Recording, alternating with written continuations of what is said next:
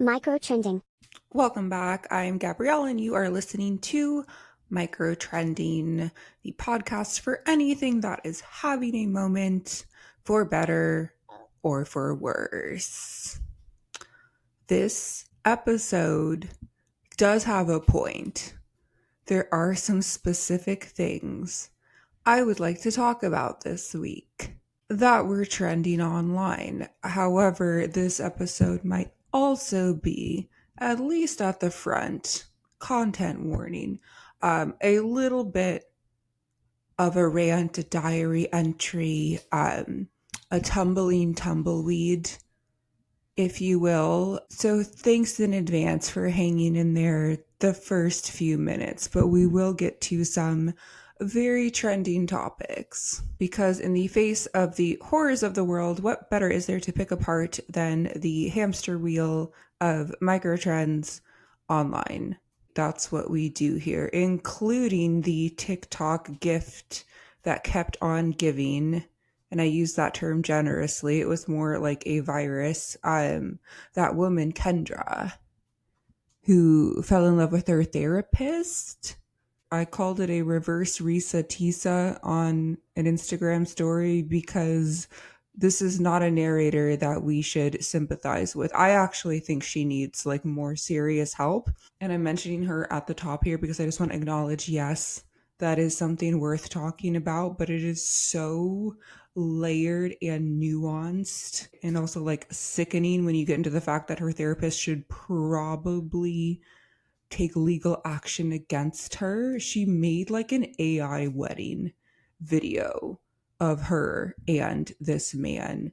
She may or may not have a South Asian fetish.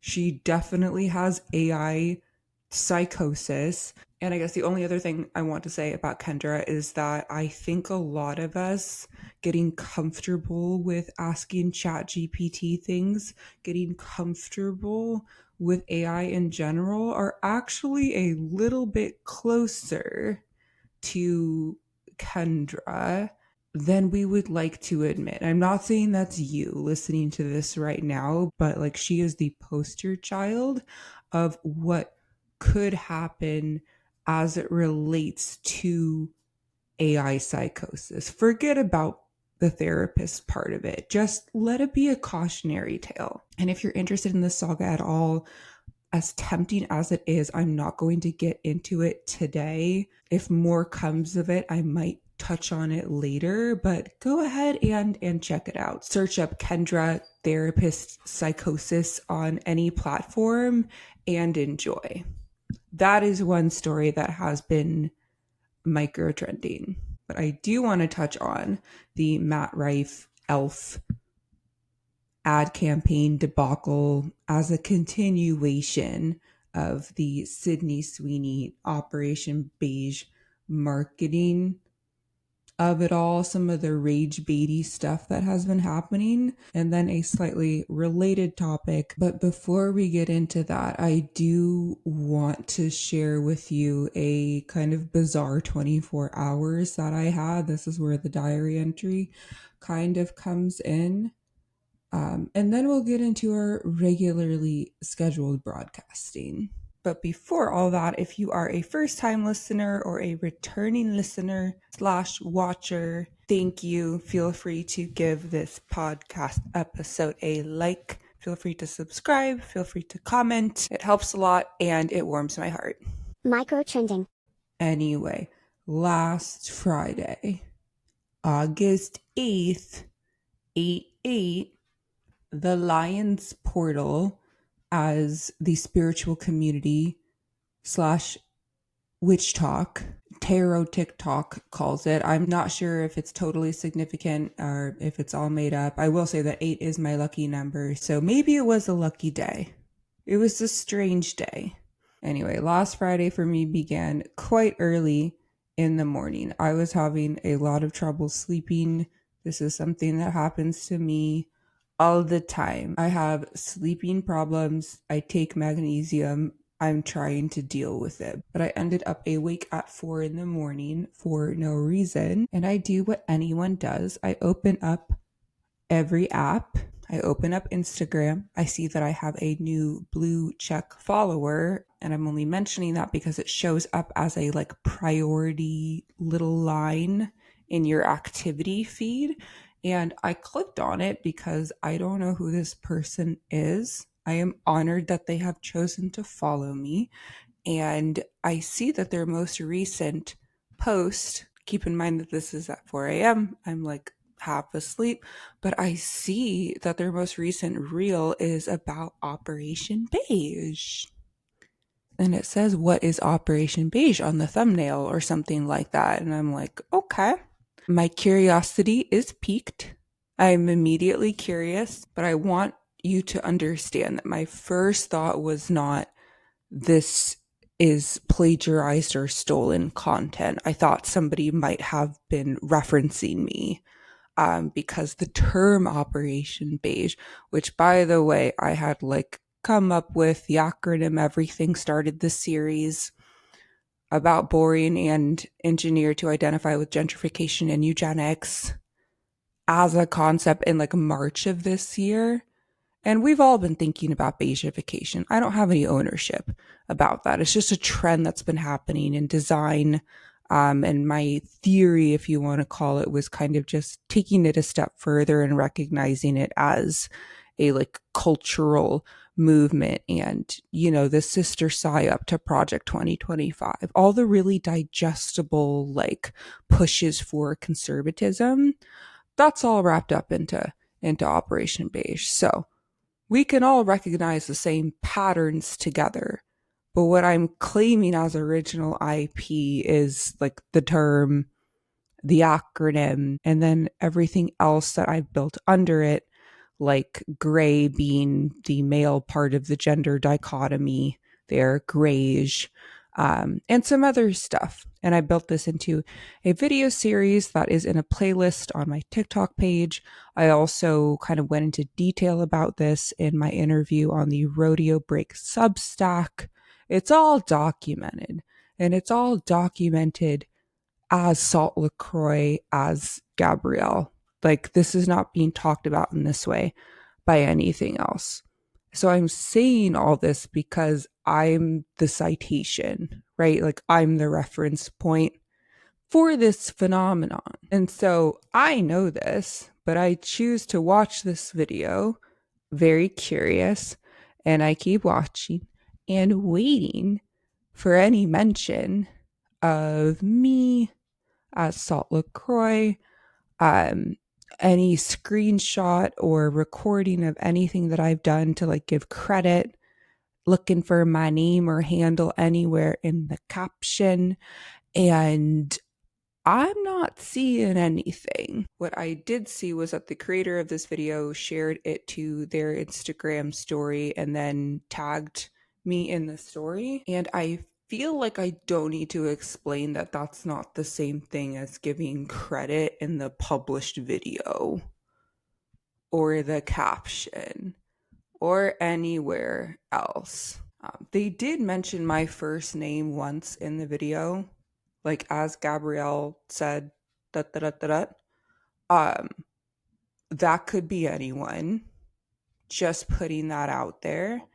And so now it's like 4:30 in the morning and I want to go back to bed so badly, but I've had my content like plagiarized once. And this is not the overheard LA thing where somebody completely stole one of my original stories and then made it like an overheard conversation. That sucked. But there was an instance, and I think I mentioned this on a previous episode, where somebody like created an aesthetic video and mood board that was like the exact same title. It was also Gas Station Girl. She had some of the same mood board elements, and the script was different, but she was using all of these like same elements to try to sell her jewelry. And that wasn't going to happen. And so what I have in my mind at 4:30 in the morning here is that I need to stand up for myself and my content and my original writing, original thinking. There is actually a lot of work that goes into this stuff. And so I first decide to, I'm going to give you the short version. I first decide to message the person that this creator has collaborated with, which is a news outlet, because they're reporting on Operation Beige as if it's something that's just out there and people are talking about. I wonder where it came from. I really felt like I needed to let the news outlet know that, like, hey, this content is maybe stolen. And I told them, hey guys, I don't think you would publish stolen content, but you should probably know that a lot of this was plagiarized. Like, oh, some of it word for word. From either my interview or the video series, or both. It was kind of bizarre. And I also left comments on the real post letting them know. And so they got back to me and we're going back and forth for a while. And I'm getting more and more confused because they did apologize. I mean, what else are they going to do? But they kept throwing solutions at me, like, we'll put your handle in the caption, we'll put your name on screen, we'll put you in the thumbnail, and we'll tell the creator she messed up and tell her about, proper crediting. And nowhere in there did I hear anything like, we're sorry, we take plagiarism seriously as a news outlet, even if it's kind of like a pop culture-y news outlet. And, considering the fact that their most recent story before the beige one was about plagiarism, which somebody messaged me and pointed that out. And I'm so glad that they caught on to that too, because that was some bullshit. But there were just so many excuses, and they're like, we're just trying to use all the furniture we have to make it right. And I'm like, the right thing to do is to fucking delete the stolen video. I don't know how many times, like, if I published something plagiarized, I'd be so embarrassed. Like, have some integrity. I'm usually like a pretty calm person, but like, there are certain things that I get like really passionate about, and this is one of those things. Anyway, I feel very grateful that people came to my defense in the comments. You did not have to do that. I am hoping that nobody said anything that crossed the line to either the creator or the news outlet, but I'm just still surprised at kind of the lack of accountability up front and the excuses that I heard, honestly. Operation Beige has been just me since March 3rd, 2025. Anyway, I do want to share that the video has been taken down, and I appreciate the creator of that video for letting me know. I still don't know what's up with that news outlet and what they thought they could get away with, but that story is donezo. But on this same Friday, I'm operating on 2 hours of sleep, getting through the workday. And that evening, my parents came to visit me and my sister, which was super fun. But the first order of business was Jeopardy / Ken Jennings related, of all things.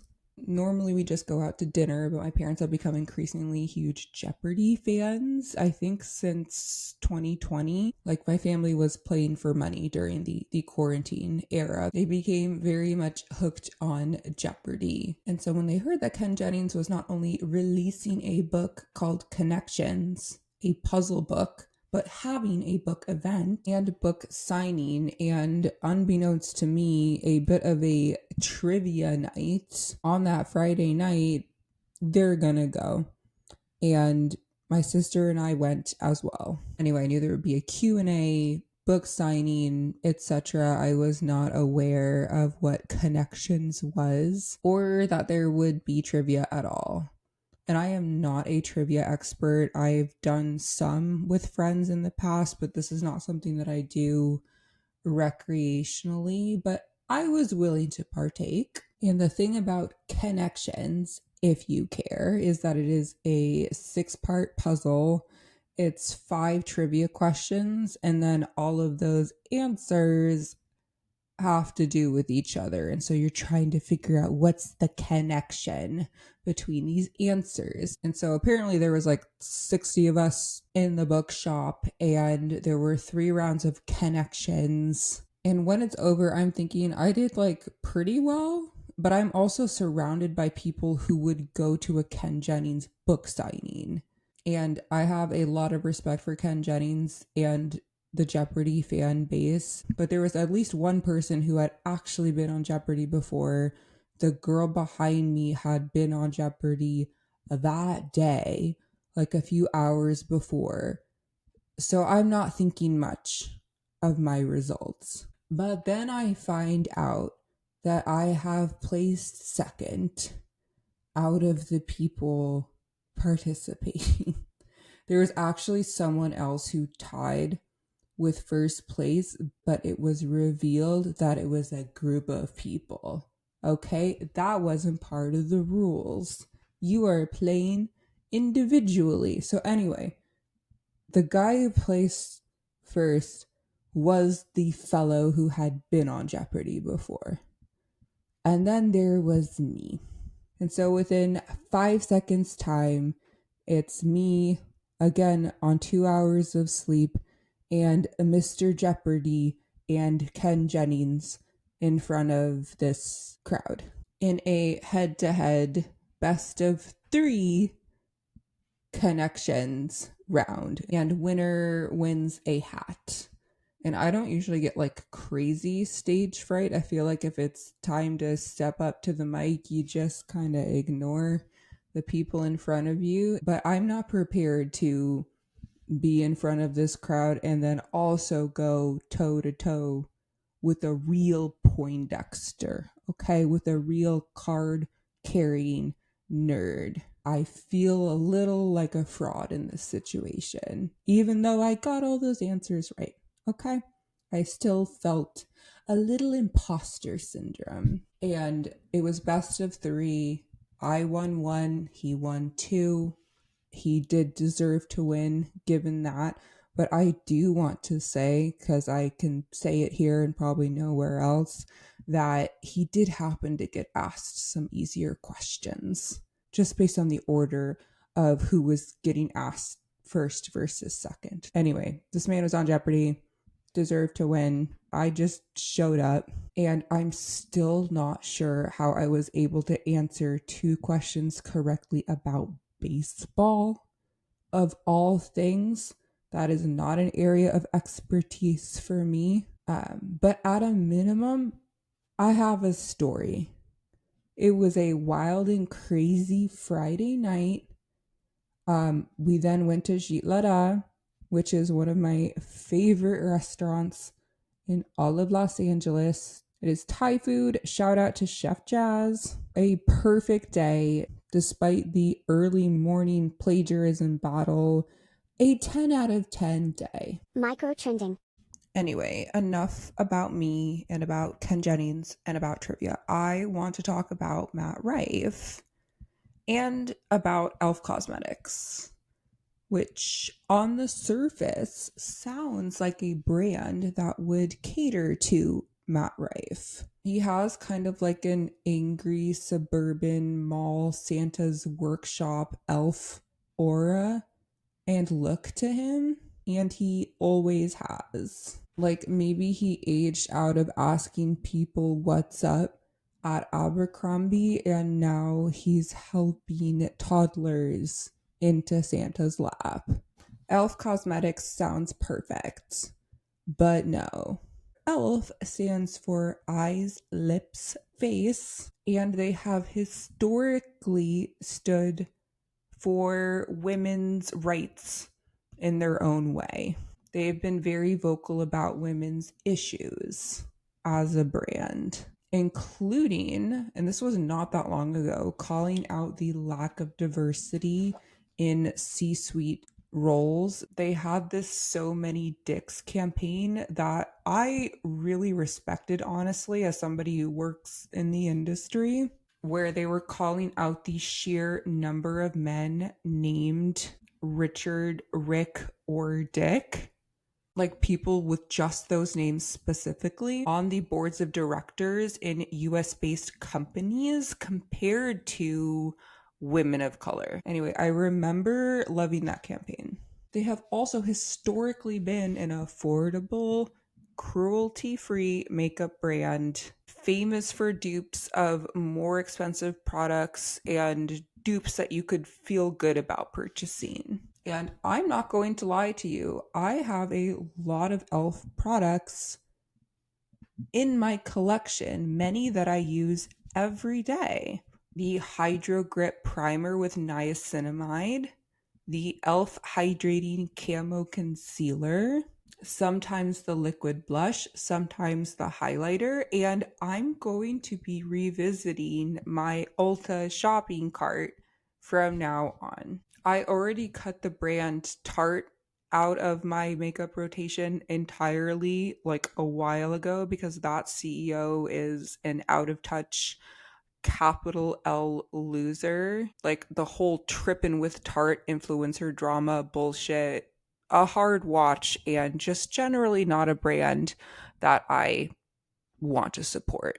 But these brands, including American Eagle, need to feel in their bones that we have options and we are taking our money elsewhere. This isn't the internet monopoly where we're deciding between shitty service from Spectrum or Xfinity or choosing to sit on a pile of dirt and play the washboard and write a snail mail letter. Full Amish. Like, we have options. If I see Matt Rife, of all people, in my makeup commercial, like a worm with a crimson chin job wriggling around in a sweet green salad bowl, I would like a refund. Because what is any man, but especially that one, doing in there? What does he know about a primer? By the way, I do want to call out that somebody commented on my reel, which was about this ad, that saying that a man invading women's spaces, which is the term that I used about Matt Rife selling makeup, is turfy. And I didn't reply because I think we can maybe go back and check out some of the context clues of this situation because, yes, anyone can use makeup. Makeup is a gender neutral, gender inclusive product.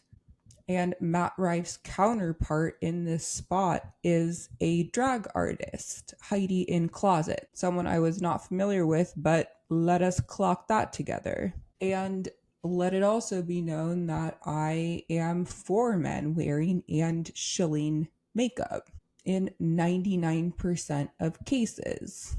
But a comment like that really does feel like the Paul Blartification of the internet that I mentioned in another video, where we're kind of being mall cop like in comments sometimes, because I think you can probably infer that there was nothing turfy about what I was saying there. And Matt Rife, comedian, is a cis het man, for context, with a documented recent history. Okay, this was like a year or two ago, probably 2 years ago, of very hacky jokes. That's another layer. Like the jokes themselves are bad, but very hacky jokes punching down at women, including one about a woman having a black eye because she can't cook. And I use women and woman here in a trans inclusive way because I don't think Matt Rife would discriminate or is discriminating when he is speaking about women in a derogatory way. Okay. And that's the problem that I'm trying to call out, and everyone else on the internet is pointing out right now. That's the problem with the choice of celebrity clout talent here. There are so many comedians who are not only funnier, but don't have a history of being a hack job, shitty person. People of all genders, if that's what they were going for, they wanted like celebrity comedic talent, you had some options you could have selected, and you went with probably one of the more tone deaf choices. You know, it wasn't Joe Rogan, it wasn't Tony Hinchcliffe, but it was Matt Rife. And I will say, just to be totally honest, that there was a time that I thought some of his material was funny when he was really just, I don't even want to say starting out, but like earlier in his career. I remember watching, there was a show, it wasn't Last Comic Standing, which I loved watching with my family back in the day, but it was a show like that on network TV where he was one of the competing comedians. But his whole like pretty boy comedian shtick, kind of like flirting with the judges a little bit, was different from what other people on this competition were doing. And there were some funny moments. It wasn't 100% my cup of tea, but he was not like talentless in my eyes, if that makes sense. And I personally never found him attractive, but there were a lot of people who did on his come up and who did before he had his like first fall from grace a few years ago on TikTok, where he obviously had the special where he had those like hacky jokes that got him into hot water, but he also had podcast interview appearances where he was saying some less than kind stuff, things I won't repeat about the female anatomy. And some of it was like locker room talk humor that honestly you should expect for worse from some of these podcasts. And I'm not saying that to excuse his behavior, but it was very predictable. But there were just some memorable lines that felt like crossing the line a little bit. And if that was your last straw for him, totally understand. I was also checked out on this man, but there was also some stuff involving him and a former female fan, calling him out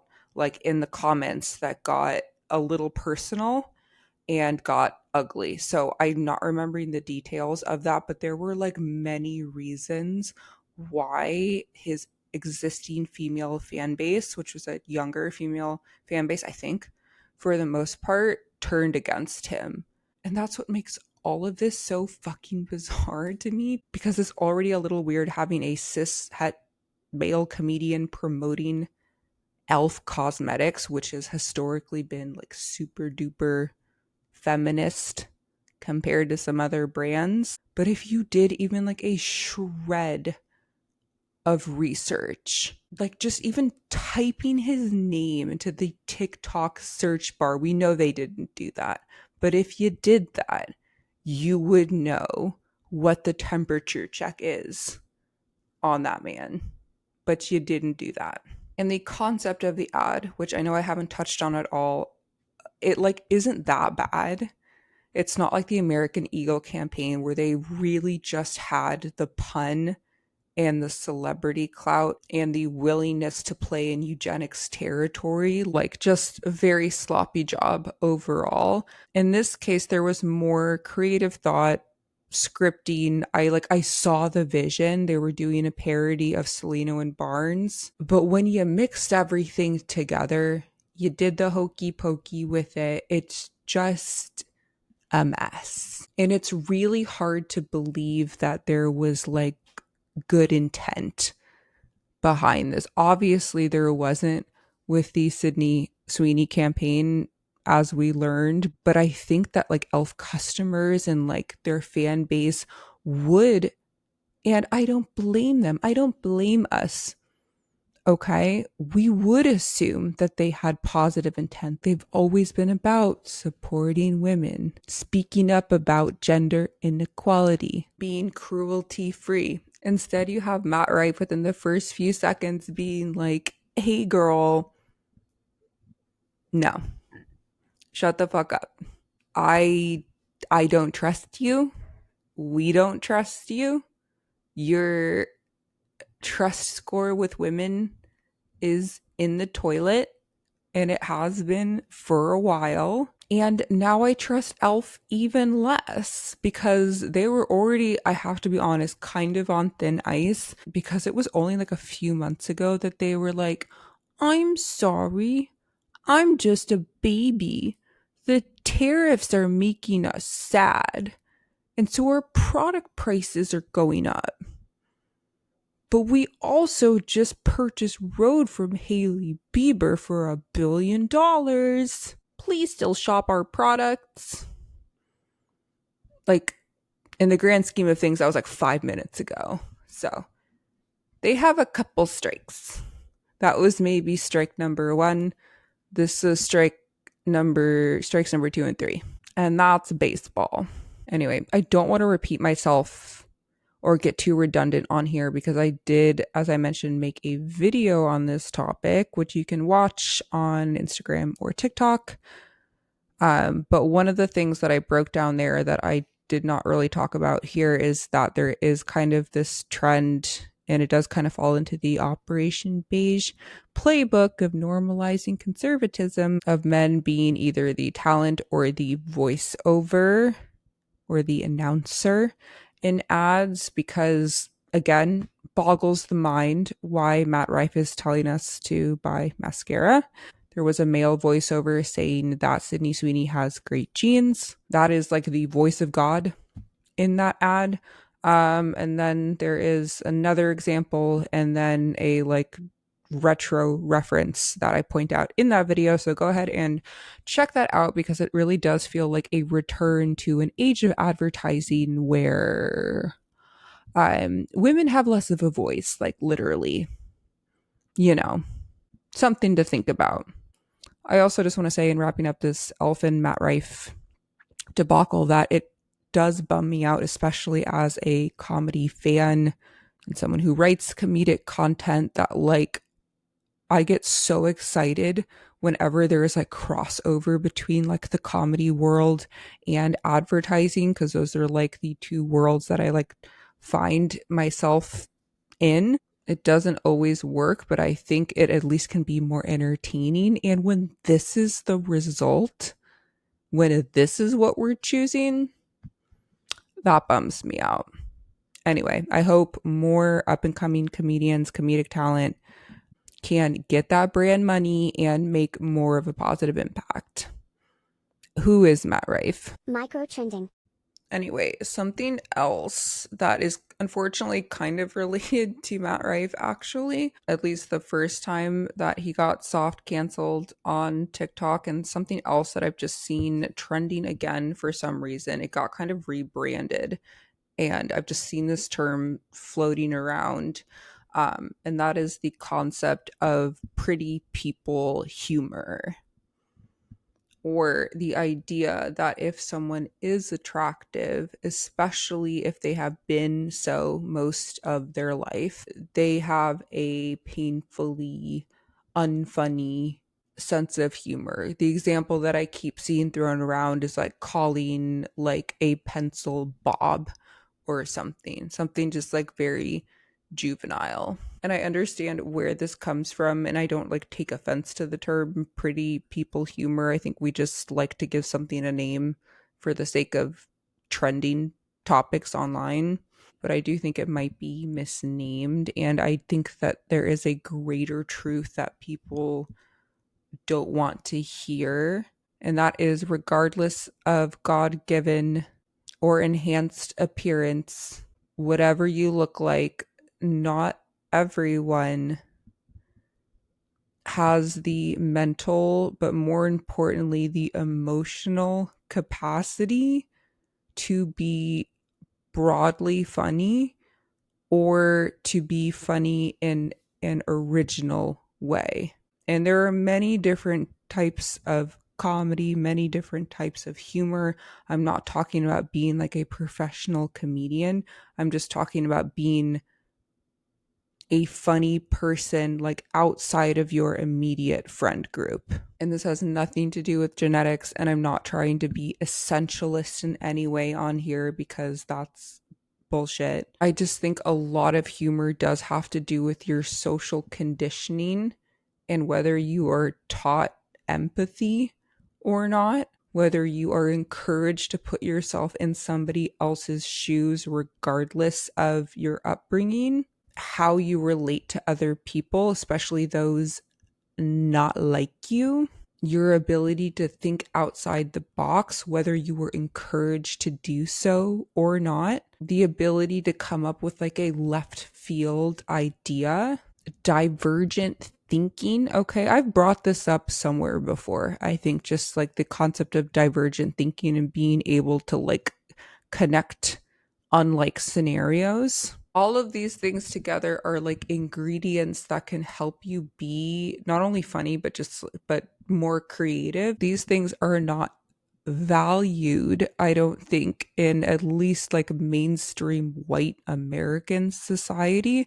And I think that's one of the reasons why there's this notion that like, oh, you're not funny unless you have gone through some sort of trauma or some sort of hardship when you were younger. Like if you were overweight, or if you had to move a bunch, or if you were in a fundamentalist religious situation and then you saw the world with new eyes.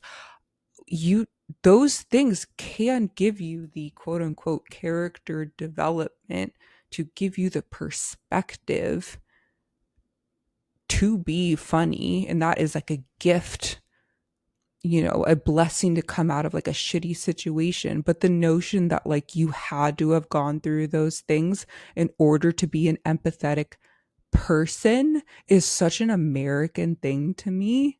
And I just don't think it's fair to like make the generalization that you have to have like suffered in a huge way in order to be a good person and also funny. But when your sense of humor is based off mainstream media, okay? If it's based off inside jokes that you have with your friends, like the Bob thing, or like calling golden doodles broccoli dogs or something, I don't know, something stupid, and your personal taste is beige, is determined by groupthink.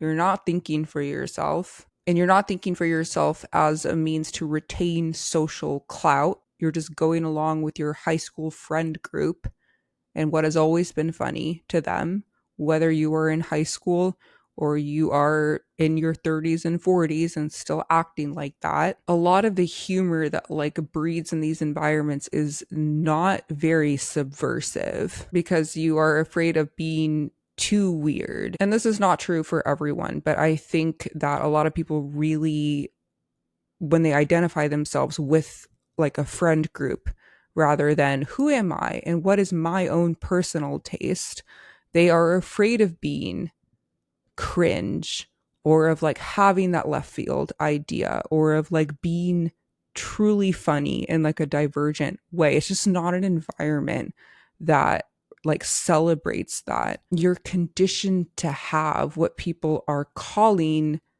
pretty people humor.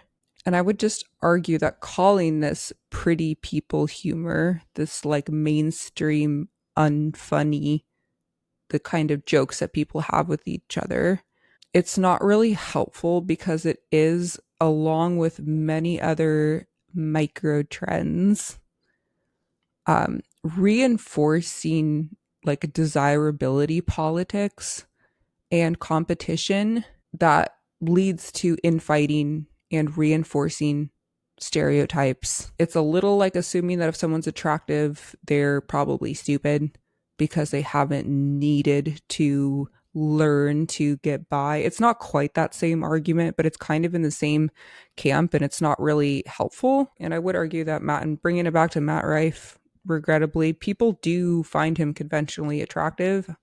I'm not exactly one of those people, but I firmly believe that he is not the hacky comedian that he is because of his looks.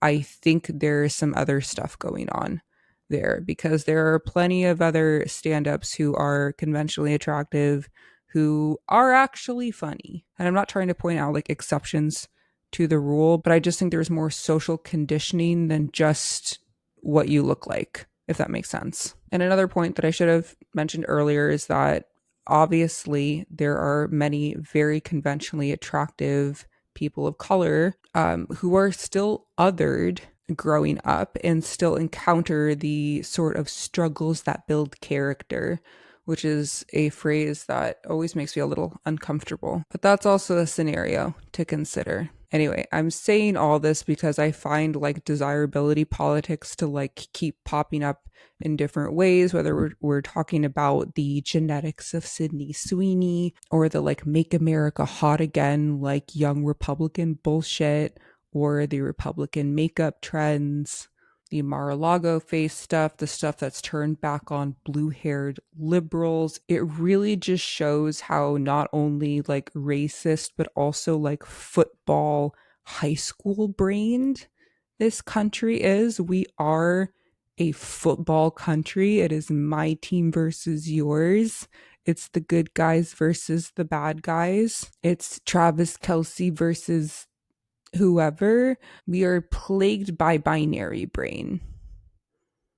We are black and white thinkers, which is why Operation Beige is so sneaky, because it's kind of slipping in through the cracks. People are increasingly blind to nuance.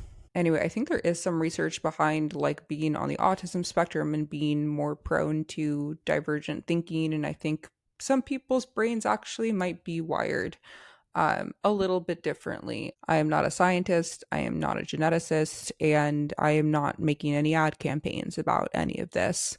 But I just think there are many building blocks that can make somebody funny or have the ability to be creative in a funny, entertaining way. And those specific building blocks are not championed by the culture in this country, which is why you have Joe Rogan and Tony Hinchcliffe, for example. Anyway, I'm going to get off my soapbox about this for the moment, but I've had just like notes and thoughts on this for a little while now, and it's kind of just all crystallized in a way with this Matt Rife and E.L.F. situation. But curious to know your thoughts on that campaign, if you see any parallels between this and the Sydney Sweeney stuff and anything else percolating Operation Beige wise. I really do hope that Annabelle, the haunted doll that he is the owner of now, punishes him appropriately for his wrongdoings or whatever tricks she has up her sleeve. I saw somebody commented on my video that this is actually bad PR for Annabelle, and that was one of the funniest comments that I saw and have read this week. I feel sorry for her. Microtrending. Anyway, I hope you've enjoyed this episode. I know there was a little bit of a personal ramble there at the beginning, but as always, I have more thoughts on these topics than I can fit into my little TikTok and Instagram Reels formats or on stories. So that's what this is for now. Next week, I am very excited to have a guest on the pod. We recorded previously, but I will be sharing it out. I'm targeting next Friday. Yeah, it's with author Kyla Yu, who has the book Fetishized coming out next week. It was an incredible read. I loved speaking with her, and I'm excited to share that episode next week. In the meantime, if there is a microtrend topic that you would like explored a little bit further, you can email me at saltlacroix@gmail.com. You can also DM me. I will do my best to respond and perhaps unpack whatever it is on here. Thanks for listening, and I will see you next week. Bye. Microtrending.